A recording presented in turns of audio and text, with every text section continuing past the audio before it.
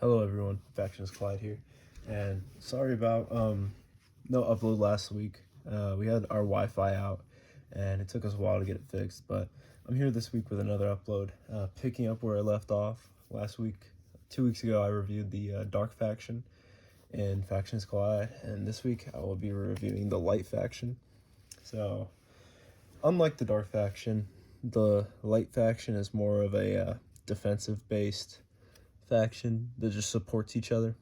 And yeah, I guess we'll get straight into it. Here we have Shocker with 10 HP and 115 attack, more like a glass cannon compared to other cards. So you're just gonna play him, probably take out a card. We got Rare Gemstone, 100 HP and 85 attack. Pretty strong card overall. I'd say he's more of a defensive type though. And then we got Broken Lightbulb Bob. You pause to read the ability right there. Basically just debuffs Dark Faction warriors. But yeah, 10 HP, 20 attack. Good to have on the field to use the skill. We got Light Knight, and for every Light Faction warrior in your hand, he'll gain 25 attack and HP. So his attack and HP will teeter up and down, just depending on how many Light Faction cards you have in your hand. So pretty cool card. And then we have Scrapbot over here. This was a design from one of my previous games, Warriors Evolved. I brought it over here into this game. He has 50 HP and 45 attack. Pretty well-rounded card. Then we have one of our legendaries for this game, for the Light Faction. We have Light Lord with 200 HP and 200 attack. It reads for every warrior in the Light Faction on your side of the field. They gain 75 HP and 75 attack until this warrior is killed. So he basically just buffs every other light warrior on your field. Very good card. We have Lightning Thief, a very unique card, 150 HP and 120 attack. His ability reads, take one of your opponent's field cards to your side until this warrior dies. So there are field cards in the game which just support you on your side, but he's able to take your field cards and move them to the other side. So it's pretty useful. Big game turnover right there. We have Guardian Angel with 40 HP and 80 attack. Ability reads, if a Light Faction warrior is targeted on the field, this warrior can take the attack. So basically, if I had Lightning Thief down, very valuable to me. But then I had a warrior attacking for the kill. I could use the ability and just block it with this warrior. It's the Guardian Angel. And then we have Solar Panel Man over here. Ability 30 HP and 80 attack. Ability reads, this warrior gains 30 attack for every Light Faction warrior on your side of the field.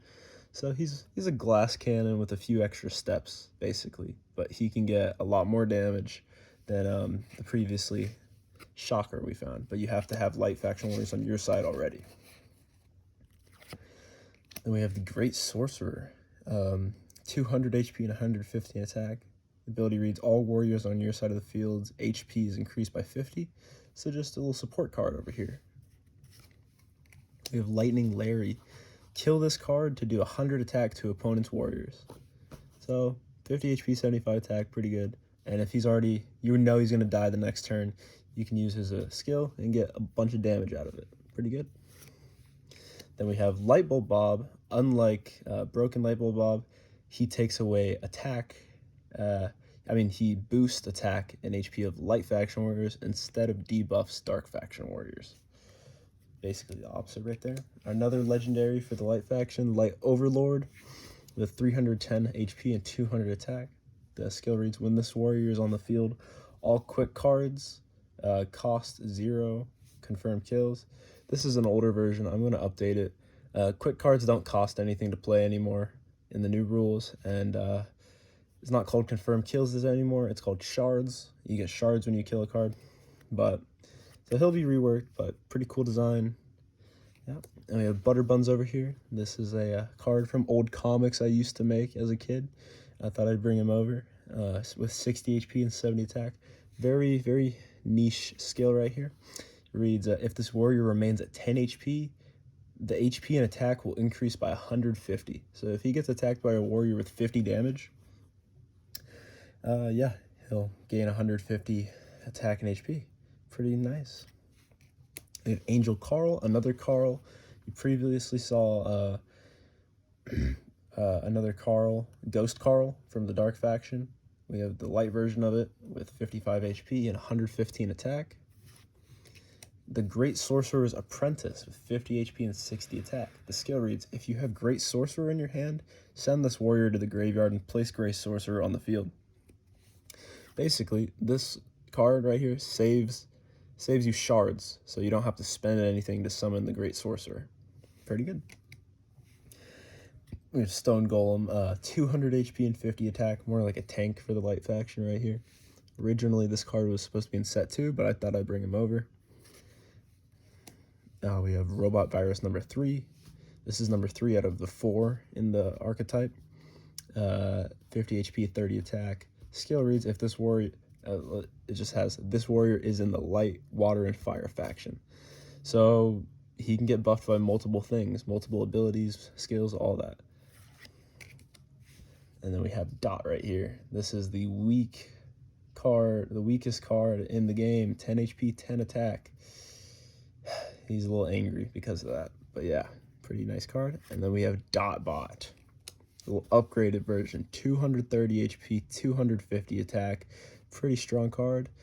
This warrior cannot be placed without the card Dot Upgrade. So that's the one condition right there. Then we have our last archetype, the Spark archetype in the light faction. We have Tiny Spark. It says, send this warrior to the graveyard to place Little Spark on the field from your hand. We have Little Spark, 30 HP and a 45 attack. Send this warrior to the graveyard to place Normal Spark on the field from your hand. And then we have Normal Spark with 50 HP and 65 attack. It says, send this warrior to the graveyard to place Big Spark on the field from your hand. And now this basically saves you play cost. You don't really need to use the other abilities, but this one saves you play cost because this costs to play. And then we have 100 HP, 105 attack. It says, send this warrior to the graveyard to place Gigantic Spark on the field from your hand. And then we have Gigantic Spark here with 210 HP and Mystery Attack. When the attack is Mystery, it defaults to 0 if you have nothing for the required gaining, you know? It says, for every Spark in your graveyard, so it sent all these to the graveyard, this warrior gains 30 attack. So the max is just 4 right here. So you can just get up to 120 attack, and pretty solid for a nice little archetype. But that's the light faction pretty much. And to go along with it, you know, there's support cards for field and quick spells. They support the light faction a lot. But yeah, next week I will be reviewing the fire faction, and then the last one will be the water faction. And then if you all want to, just comment down below if you want me to review over the quick and field spells. I can go over those as well. But yeah. Hopefully I'll get a video out next week. If I can, I'll try to get a video out in a few days just to make up for the ones I previously missed out on. But that's the light faction for you. I hope you enjoyed the video. Just comment down below any video ideas you'd like to see. And yeah. Thank you for watching. Bye.